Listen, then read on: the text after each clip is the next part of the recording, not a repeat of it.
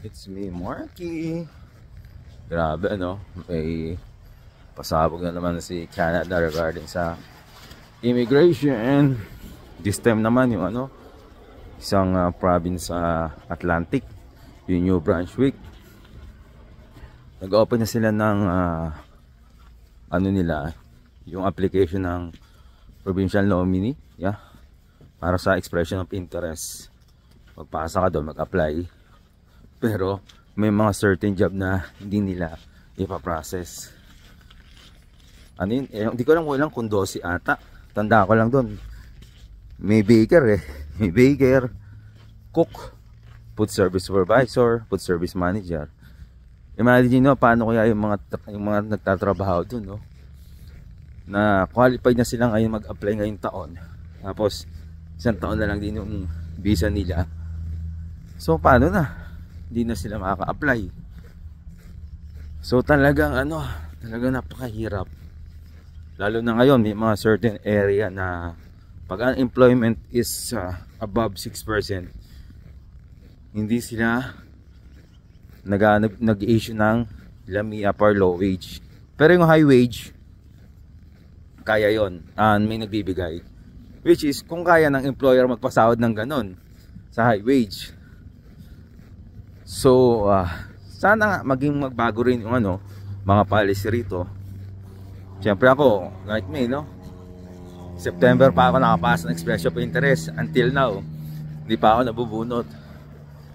So meron na lang akong 7 months yung permit ko.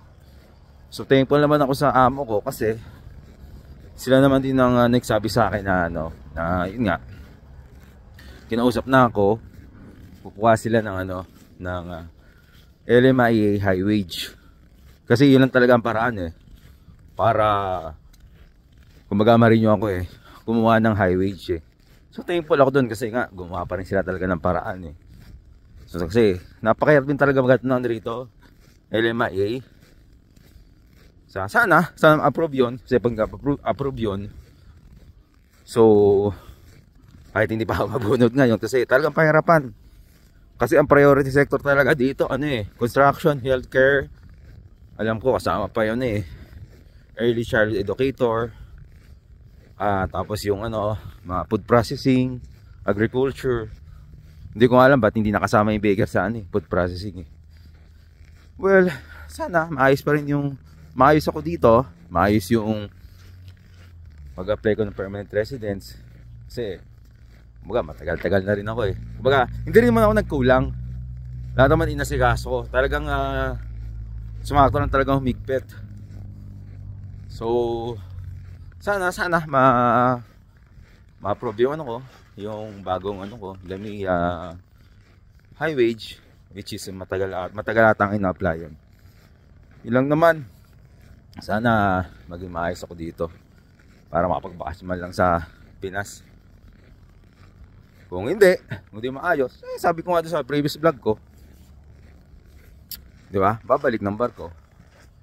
Baga, may experience naman ako sa barko So may fallback. So yun lang. At ito, malamig na naman this week.